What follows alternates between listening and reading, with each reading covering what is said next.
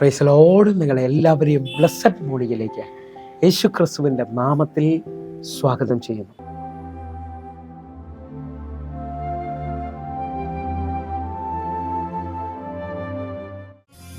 ക്രൂശിൽ കണ്ടോ ഞാൻ നിൻ സ്നേഹത്തെ, ആഴമാർന്ന നിൻ മഹാത്യാഗത്തെ. ക്രൂശിൽ കണ്ടോ ഞാൻ നിൻ സ്നേഹത്തെ, ആഴമാർന്ന നിൻ മഹാത്യാഗത്തെ. പകരം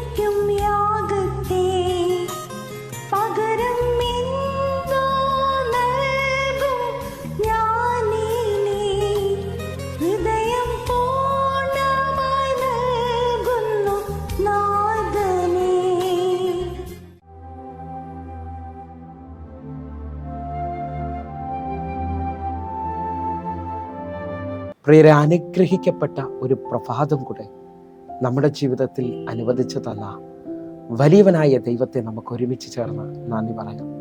എത്ര പേർ പറയും, ഞാൻ നിന്നതല്ല, എൻ്റെ ദൈവം എന്നെ നിർത്തിയതാണ്. ഒന്നുകൂടെ പറഞ്ഞു കഴിഞ്ഞാൽ 2024 മെയ് മാസം 30 വരെയും എന്നെയും എൻ്റെ കുടുംബത്തെയും പ്രത്യേകിച്ച് ഈ പകർച്ചവ്യാധിയിൽ നിന്നും അനേക പ്രതികൂലത്തിൽ നിന്നും പ്രതിസന്ധിയിൽ നിന്നും കണ്ണിലെ കൃഷ്ണമണി പോലെ സൂക്ഷിക്കുകയും വിടുവിക്കുകയും ചെയ്ത വലിയവനായ ദൈവത്തിന് നന്ദി പറഞ്ഞുകൊണ്ട് ഈ പ്രഭാത ചിന്തയിലേക്ക് നമുക്ക് ഒരുമിച്ച് അടുത്തു വരാം. നമുക്ക് വേണ്ടി ചൊരിയപ്പെട്ട യേശുവിൻ്റെ രക്തം. പ്രിയരെ, യേശുവിൻ്റെ രക്തത്തെക്കുറിച്ച് ചിന്തിക്കുമ്പോൾ അനുഗ്രഹിക്കപ്പെട്ട ദൈവദാസനായ ജോൺ വെസ്ലിയുടെ ജീവിതത്തിൽ നടന്ന ഒരു അനുഭവം നിങ്ങളുമായി പ്രാരംഭത്തിൽ തന്നെ പങ്കുവയ്ക്കാൻ ആഗ്രഹിക്കുകയാണ്. ജോൺ വെസ്ലി തൻ്റെ ക്രൂസൈഡിന് ശേഷം താൻ വീട്ടിലേക്ക് മടങ്ങിയാണ്. വീട്ടിലേക്ക് പോകുന്ന വഴിയിൽ ജോൺ വെസ്ലിയുടെ കയ്യിൽ നിന്ന് ആ സമ്പാദ്യം പിടിച്ചു പറിച്ച് ആ കവർച്ചക്കാരൻ തന്നെ വിട്ട് ഓടി അകലുമ്പോൾ ഇരു കരങ്ങളും തട്ടി താൻ ശബ്ദമുയർത്തി പറഞ്ഞു, നീ കൊണ്ടുപോകുന്ന ഈ സമ്പാദ്യം നിന്നെ കുറ്റം വിധിക്കും. ആ സമയത്ത് നീ സമാധാനം പ്രാപിക്കേണ്ടതിനു വേണ്ടി നീ യേശുവിൻ്റെ രക്തത്തിൽ പ്രാർത്ഥിക്കേണ്ടത് ആവശ്യമാണ്. ആ രാത്രിയിൽ ആ കവർച്ചക്കാരന് ഉറങ്ങുവാൻ കഴിഞ്ഞില്ല. പല പ്രാവശ്യം താൻ ഉറങ്ങുവാൻ ശ്രമിച്ചെങ്കിലും താൻ കവർന്നു കൊണ്ടുവന്ന ആ സമ്പത്ത് തൻ്റെ ഉറക്കം കെടുത്തുകയായിരുന്നു. പെട്ടെന്ന് തൻ്റെ ഉള്ളിൽ കർത്താവിൻ്റെ ദാസൻ ജോൺ വെസ്ലി പറഞ്ഞ ആ വാക്കുകൾ ഓർമ്മ വന്നു, നിനക്ക് സമാധാനത്തിന് വേണ്ടി നീ യേശുവിൻ്റെ രക്തത്തിൽ പ്രാർത്ഥിക്കണമെന്നുള്ളത്. എന്നെ കേൾക്കുന്നവരെ, ആ രാത്രിയിൽ താൻ മുട്ടുമേലിരുന്ന് യേശുവിൻ്റെ രക്തത്തിൽ പ്രാർത്ഥിക്കുവാൻ തുടങ്ങി. അന്ന് തന്നെ ആ കവർച്ചക്കാരൻ സ്വതന്ത്രനായി തീർന്നു. വലിയ സമാധാനവും സന്തോഷവും തൻ്റെ ജീവിതത്തിൽ ഉണ്ടായി. അന്ന് മുതൽ താൻ യേശുവിൽ വിശ്വസിക്കുകയും താൻ ഒരു ദൈവവൈതലായി തീരുകയും ചെയ്തു. പിന്നത്തതിൽ താൻ ഒരു വലിയ ക്രൂസൈഡിൽ പ്രസംഗിക്കുകയാണ്. ആ ക്രൂസൈഡ് നടത്തുന്ന സംഘാടകരോട് ഒരു വ്യക്തി വന്ന് പറഞ്ഞു, എനിക്ക് ജോൺ വെസ്ലിയെ പ്രത്യേകമായി ഒന്ന് കാണണം. ഇതാ ക്രൂസൈഡിന് ശേഷം തന്നെ കാത്തിരിക്കുന്ന വ്യക്തിയുടെ അടുക്കിലേക്ക് ജോൺ വെസ്ലി വന്നു. ഇതാ ആ വ്യക്തി ചോദിക്കുകയാണ്, നിങ്ങൾക്ക് എന്നെ ഓർമ്മയുണ്ടോ ഇല്ലയോ എന്ന് അറിയത്തില്ല, ചില വർഷങ്ങൾക്ക് മുമ്പ് നിങ്ങളുടെ കയ്യിൽ നിന്ന് ആ സമ്പാദ്യം കവർന്നു കൊണ്ടുപോയ കവർച്ചക്കാരനാണ് ഞാൻ. എന്നാൽ ആ രാത്രിയിൽ എനിക്ക് ഉറങ്ങുവാൻ കഴിഞ്ഞില്ല. നിങ്ങൾ പറഞ്ഞതുപോലെ യേശുവിൻ്റെ രക്തത്തിൽ ഞാൻ പ്രാർത്ഥിക്കുവാനിടയായി. ആ രാത്രിയിൽ എൻ്റെ ജീവിതത്തിൽ വലിയ സമാധാനവും എൻ്റെ ജീവിതത്തിൽ വലിയ രൂപാന്തരവും ഞാൻ പ്രാപിച്ചു. ഇന്ന് ഞാനൊരു ദൈവവൈതലായി ജീവിക്കുന്നു. അത് കേട്ട് ജോൺ വെസ്ലി കരമുയർത്തി യേശുവിന് നന്ദി പറഞ്ഞു. എന്നിട്ട് താൻ പറഞ്ഞു, യേശുവിൻ്റെ രക്തം ഇന്നും ജീവിക്കുന്നു. എന്നെ കേൾക്കുന്ന പ്രിയ സഹോദര സഹോദരി, ഇതേപോലെ നിങ്ങൾക്കും പ്രാർത്ഥിക്കാൻ കഴിയാതെ നിങ്ങളും ദൈവത്തിൽ നിന്നകന്ന് ഉറക്കമില്ലാത്ത അനുഭവത്തിലാണോ ജീവിക്കുന്നത്? നിങ്ങൾക്കും ഈ സമയത്ത് വിശ്വാസത്തോടെ പ്രാർത്ഥിച്ച് യേശുവിൻ്റെ രക്തത്തിലുള്ള സമാധാനവും സ്വാതന്ത്ര്യവും പ്രാപിക്കുവാൻ കഴിയും. കാരണം റോമാലേഖനം 3-ാം അധ്യായം അതിൻ്റെ 23-ാമത്തെ വാക്യം പറയുന്നു, ഒരു വ്യത്യാസവുമില്ല, എല്ലാവരും പാപം ചെയ്ത് ദൈവ തേജസ് ഇല്ലാത്തവരായി തീർന്നു. എന്നാൽ അതിൻ്റെ 24, 25, 26 വാക്യങ്ങൾ നാം വായിക്കുവാൻ പോകുന്നു. അവൻ്റെ കൃപയാൽ യേശുക്രിസ്തുവിലെ വീണ്ടെടുപ്പ് മൂലം സൗജന്യമായിത്രേ നീതീകരിക്കപ്പെടുന്നത്. 25 വാക്യം, വിശ്വസിക്കുന്നവർക്ക് അവൻ തൻ്റെ രക്തം മൂലം പ്രായശ്ചിത്തമാകുവാൻ ദൈവം അവനെ പരസ്യമായി നിർത്തിയിരിക്കുന്നു. ദൈവം തൻ്റെ പുറമേയിൽ മുൻകഴിഞ്ഞ പാപങ്ങളെ ശിക്ഷിക്കാതെ വിടുക നിമിത്തം തൻ്റെ നീതിയെ പ്രദർശിപ്പിക്കുവാൻ. 26 വാക്യം, താൻ നീതിമാനും യേശുവിൽ വിശ്വസിക്കുന്നവനെ നീതീകരിക്കുന്നവനും ആകേണ്ടതിന് ഈ കാലത്തും തൻ്റെ നീതിയെ പ്രദർശിപ്പിക്കുവാൻ തന്നെ അങ്ങനെ ചെയ്തത്. പ്രിയരെ, നാം വായിച്ചു കേട്ട വാക്യത്തിന്റെ അടിസ്ഥാനത്തിൽ പാപത്തിന്റെ എത്ര വലിയ കുഴിയിലാണ് നിങ്ങൾ കിടക്കുന്നുണ്ടെങ്കിലും അവന്റെ രക്തത്തിൽ നമുക്ക് പരിഹാരമുണ്ട്. അവന്റെ രക്തത്താൽ നമുക്ക് നീതീകരണം പ്രാപിച്ച് വിശുദ്ധിയിൽ ജീവിക്കുവാൻ കഴിയും.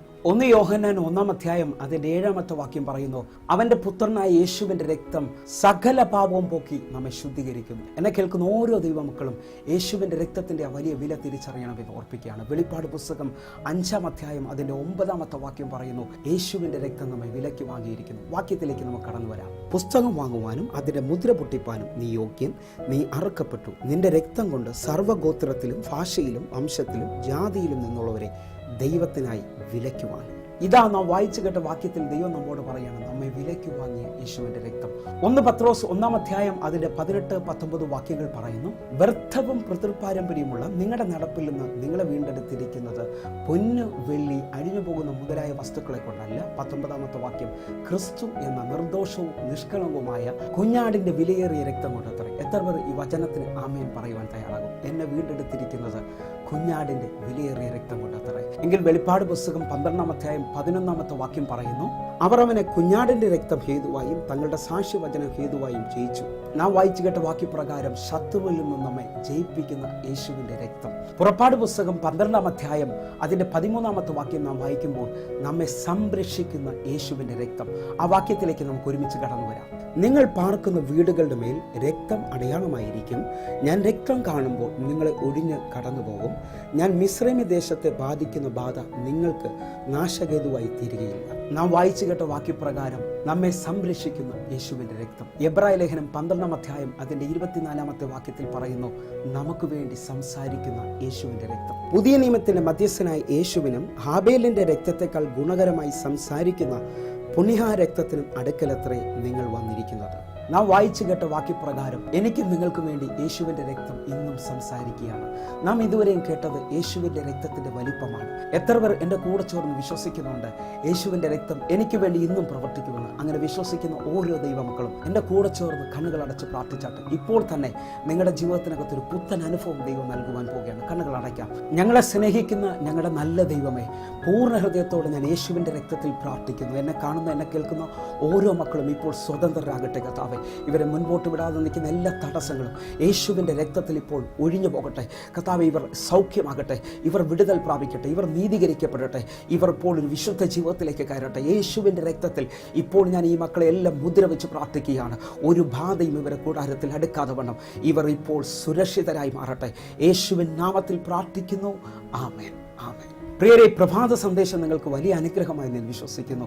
നിങ്ങൾക്ക് ഈ പ്രഭാത സന്ദേശം അനുഗ്രഹമാകുന്നുവെങ്കിൽ നമ്മുടെ യൂട്യൂബ് ചാനൽ സബ്സ്ക്രൈബ് ചെയ്യും, അതേപോലെ തന്നെ ഫേസ്ബുക്കിലേക്ക് നിങ്ങൾ ജോയിൻ ചെയ്യണമെന്ന് ഓർപ്പിക്കുന്നു. എന്നെ കേൾക്കുന്നവരെ, ഒരു ഗുഡ് ന്യൂസ് എന്ന് പറയുന്നത് എല്ലാ ദിവസവും സൂമിൽ നമുക്ക് ആരാധന നടക്കുകയാണ്. അത് ഫേസ്ബുക്കിലും യൂട്യൂബിലും അതാത് സമയത്ത് തന്നെ ലൈവായി കടന്നു വരുന്നു. നിങ്ങൾക്കും ഈ സൂം ആരാധനയിലേക്ക് കടന്നു വരാൻ കഴിയുന്നതാണ്. നിങ്ങളെ കർത്താവ് ധാരാളമായി അനുഗ്രഹിക്കട്ടെ. എങ്കിൽ ഈ പ്രഭാതം ഏറ്റവും അനുഗ്രഹമായി തീരട്ടെ. God bless you. ആമേൻ.